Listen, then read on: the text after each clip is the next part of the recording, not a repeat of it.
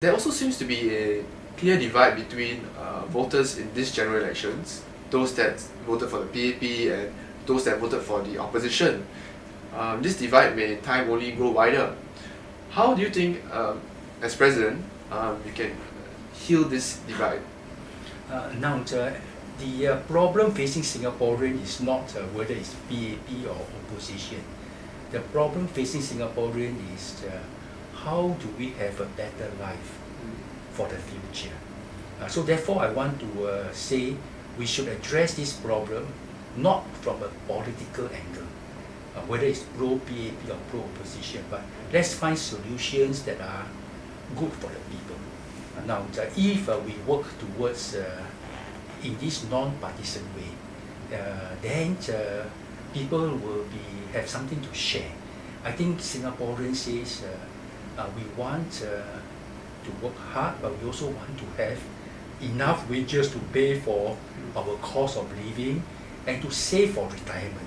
I think that's what most Singaporeans want, and the answer to this is not based on politics, but it's based upon an impartial, non-partisan approach, understand our problem, look for solutions. And I think if we are united in looking for how to make life better for ourselves, for our children, and this is going to be my platform. I appeal to, I want to reach out to the people, regardless of the party you are in. If you think that I can contribute to make life better, to find better solutions, doesn't matter whether you voted for PAP or opposition, give me your support. And in my walkabout, reaching out to many people, they tell me that's what they want. They say they don't want someone that is too opposition, they don't want someone who is too PAP, they want someone to be more neutral, and they look upon me as that neutral person. Referring to an article that you wrote back in 2004, you wrote that you support the idea of the casino and that it does not matter that some Singaporeans will gamble in the casino. You also wrote that it is not the job of the government to stop Singaporeans from gambling in the casino. Can you explain what you meant by this? I think I must explain more clearly because there's some misperception. First of all, what is gambling? Now, my family goes to my mother, who is 87 years old, every week, and she likes to play mahjong. And around the mahjong table, they do have some money passed. Is that gambling? I don't think so. If you are going to play mahjong and you don't have some stake, it is no fun. I don't consider that gambling. Similarly, there are many people who go to line up to buy Toto and 4D. I don't think they are gambling. It's just a way to pass the week, to look forward to something. So long as you bet on amount of money you can afford to lose, the same money that you would spend on entertainment. Some people may spend $200-300 to watch a good show. If other people want to spend that money to buy 4D or Toto, I think there's nothing wrong. So gambling is with small amounts of money is all right. Even if you have to go to the casino, because there are things in the casino, so long as you bet with money that you can set aside for almost like an entertainment. Now, when it becomes big scale betting, when you bet with money you cannot afford to lose, now that's bad, and we must stop that. In fact, I also said the biggest gamble is not the casino, it is the stock market and the currency market, big sums of money. So therefore, we must look upon the question of gambling in a more rational way. Of course, there are some gambling that are bad when people over gamble, when they gamble on borrowing money. So I also said that there should be, you should ban lending of money for gambling. That's bad. Gambling on credit is not allowed. So I think, of course, it seems that the casino has become a bit worse than I expected. That means more people gamble large sums when they should not. We must look at this problem.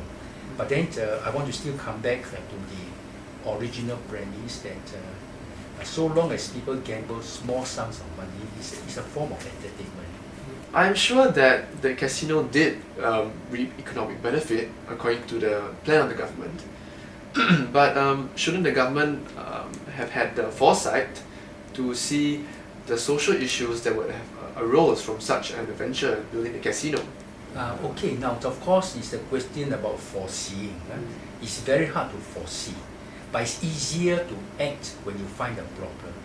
You don't have to foresee because there are many unexpected things. But when a problem arises, you must act. And since now that I realize that more people are gambling more than they can afford, we must take action to address some of this. Another incident back in 1997, NTUC Income, which was headed by you, Mr. Tan, when you bought a 40% stake hold in Club Nuansa. This club later went bankrupt and incurred millions of dollars in losses. At the time, you said that your then marketing manager believed it was a good idea, but the investment turned out to be bad in other ways. Can you elaborate more on this? Well, we must put everything into perspective. The amount of money we lost, I think, is less than $3 million. And over my last 30 years, there are many investments that reap tremendous gains. I would estimate easily more than 1,000 billion. Now, you cannot have investments all the time that are successful. You have some good and some bad. Okay. Now, this particular club was a joint venture with another company. That company, which has a major stake and runs the management, unfortunately went into some financial difficulty, so they couldn't carry out the original plans. So that was the source of the problem. And I am sorry that some of the policy holders have bought the membership of the club and they only got back part of their money. But this is something we wish it didn't happen. But the amount involved for many of these people is painful, but it's not their whole life saving. Unlike the mini bond crisis, where people are affected in the scale of easily 10-20 times. The Court of Appeal recently ruled that the President doesn't even have power to decide on presidential clemencies. What is your reaction to this? Well, the Constitution is very clear that the President has to act on the advice of the Cabinet. Now, I'd like to see one day the Constitution change.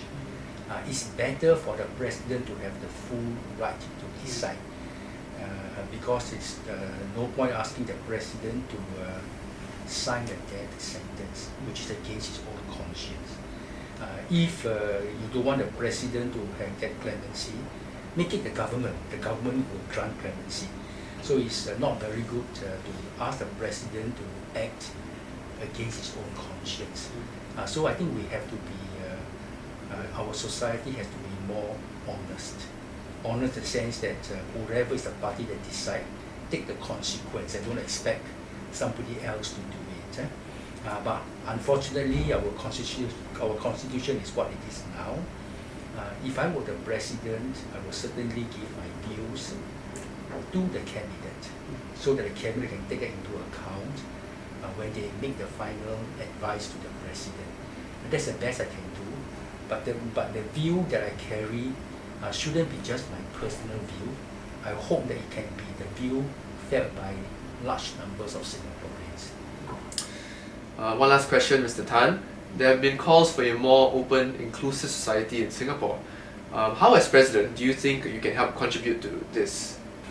My platform, to be the voice of the people, is reflecting that call. Because I say, let the people have a chance to give their views.